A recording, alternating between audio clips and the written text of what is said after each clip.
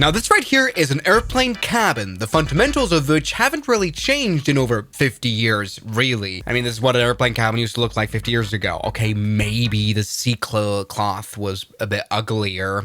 You know, they used to have insanely ugly, like 1970s kind of print on it, which makes this thing look like a caravan that you get abducted in. But other than that, it stayed kind of the same. But luckily, we have useless, weird engineering companies that come up with extremely unrealistic ideas that news reporters can report on. The Windowless cabin design that could be the future of air travel. Yeah, definitely launching next year. Yeah, I mean, I kind of commend the creativity behind this, but it's no different to this kind of videos. Oh yeah, look at this. iPhone 6 to... Oh no. Wow, look at the future of phone. Whoa! Yeah, exactly the keyboard, which we can find here. We have more or less realistic scenarios like this. Of course, underwater cabin. Where are the...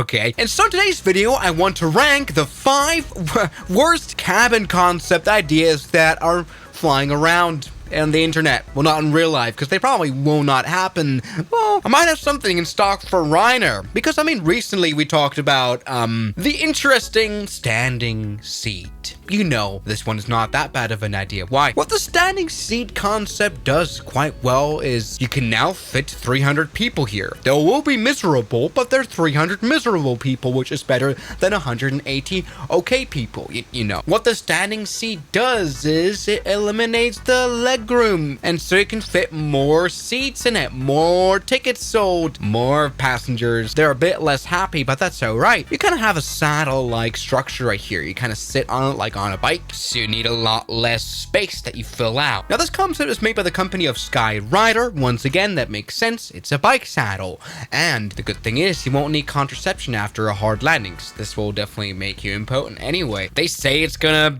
you know, come out with airlines in 2026, which is in a few months, and it's probably not going to happen because this thing will need to be certified, and that is a very big hurdle, especially for such a new seat design. Also, this isn't really thought through. In order to actually build this thing into an airliner, you'd need to restructure the entire cabin. As you can see, the way that this is actually put onto the cabin, into the cabin, is by these 3 seats being attached to these 2 poles right here. These poles obviously need to be attached to the ceiling of the cabin, and there are a bit of overhead lockers in the way, which is actually generally quite a problem. I have no idea how they're probably going to solve it. In like the demonstrator, they used, first of all, very, very high ceilings for a 737 type airplanes, but they also used a model of overhead lockers, which is just way too small to store anything. So I generally don't know how they're going to do it. Maybe they are.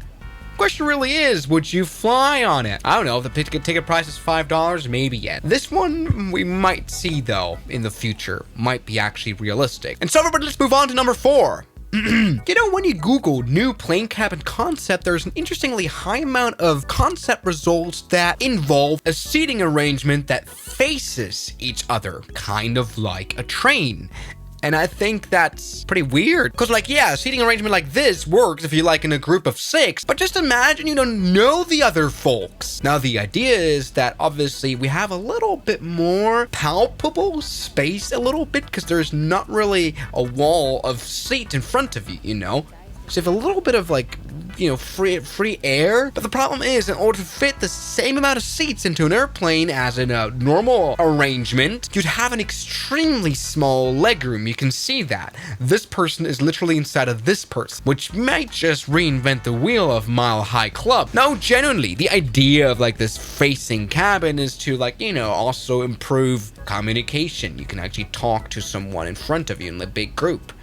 But do you want to do that all the time? This guy has just met his twin who's also wearing the same outfit. No one wants to sit next to him?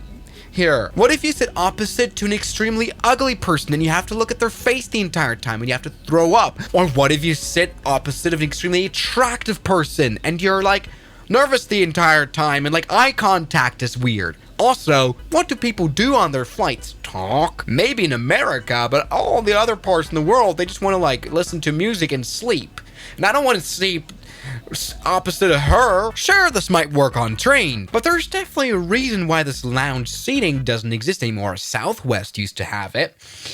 they have a reason for it not to have. Because look at the wasted space right here. So like all these table seats, Thomson Airways, no reason they went bankrupt. Like all this, I don't know, like this is not gonna happen, is it? Oh my god, airplane seats that face each other. Oh, this is even worse. Oh, you know, I feel like economy class cabins anyway are one of the most socially awkward places to be in. Small space, you're very close to each other, you are assigned to your seat, you can't really leave it, and you're there for sometimes a very long amount of time in a concealed box with a stranger. But either way, if this were to become a reality, would you want to sit facing the flight or facing against the flight? Well, here's the answer. It's actually against. See, the US Navy does something very interesting to transport around people. Here's an interior view of a ferry airplane like this. You can see the seats and the cockpit is over there, and the people are facing away from it. Now, this is something I've done here as well. And actually, the reason why the US Navy does this is because of safety. It turns out that in a crash situation, people that sit opposite of the motion of flight have a much higher chance of survival in a crash, which is very interesting. It feels interesting probably to be full pulled in front upon acceleration and to be, pushed down a little bit. Fentanylist, when you actually end up rotating and climbing and you can see you leaving the ground. But honestly, it actually just looking at this makes me feel a little bit awkward and probably people would throw up a little bit more. Yeah, no, actually this idea kind of sucks and it actually has no use. At least we can fit the same amount of people. We don't really compromising on this. And look at how happy these people are to see the airplane fly. And honestly, it would be a very cool view to look outside your cabin window and you can see the engine, like literally. But other than that, there is no use, but this is definitely a realistic idea because there are airlines that already have backward facing seats, in their business classes. So hey, maybe we might see it in the future. Or probably not. I think people would kind of hate it. Hello, woman. Now, moving on to number 3. I've always struggled sleeping on airplanes, especially in economy class. I don't like sleeping while sitting. I'm not a horse, Well, did you know that horses actually sleep while standing up? I'm not that. I need to lie down. And so, yeah, economy class can be a bit of a problem. And Air New Zealand has a perfect solution for it. The new SkyNest, a sleeping pod. They should have called it AirPod.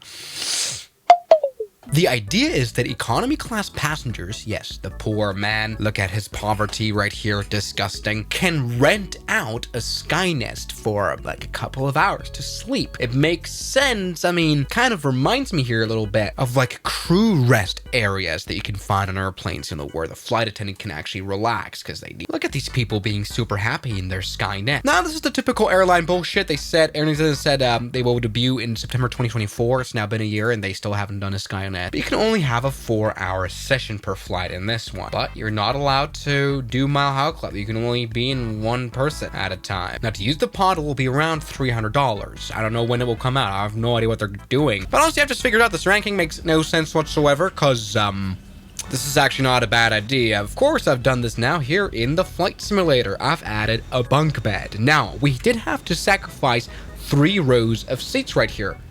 But we have an extremely poorly modeled bunk bed. Not one, with 2 beds, of course, as you can see. We still have space here. Not 2 bunk beds, but actually 3. So we have 6 beds of like proper size, I haven't added curtains in, that are placed in the aft section of the airplane. Now, yes, granted, 3 to 4 rows, so like over 20 passengers have been sacrificed. I can't sit here anymore. But honestly, I would book this. This is a brilliant idea. I don't hate it at all. I just don't know how, you need seat belts. But like Air New Zealand's idea of having these sleeping pods that you can rent while being on the airplane, if you're like, okay, I need some rest now, is actually quite brilliant. Good. Number 2. Airline pilot explains why future passenger jets could be windowless. Okay. Now, if you are blind, you will definitely not mind this concept. As you can see, it's a Ryanair plane that doesn't have windows. The only windows it has is in the cockpit.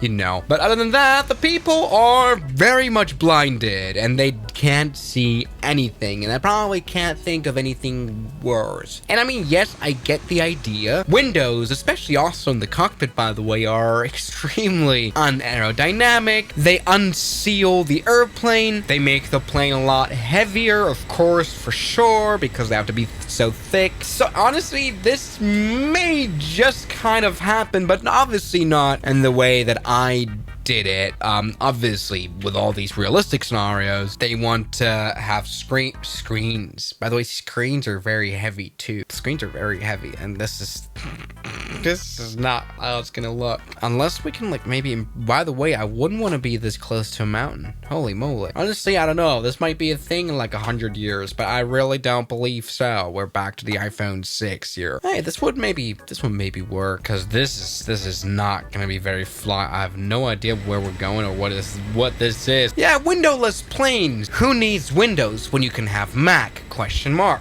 Let's move on to an even stupider idea then. Talking about translucency, please stop sending me photos of airplanes with glass floor. Probably just as bad as the underwater cabin. Well, this is obviously an extremely stupid idea. My computer is really struggling to render the glass right here. I've been trying to show it because we can see now into the cargo hold, which is probably not even that bad. That's definitely number one. Like, so I'm trying to make everything like see-through. This is not going to be a plane, nor is this.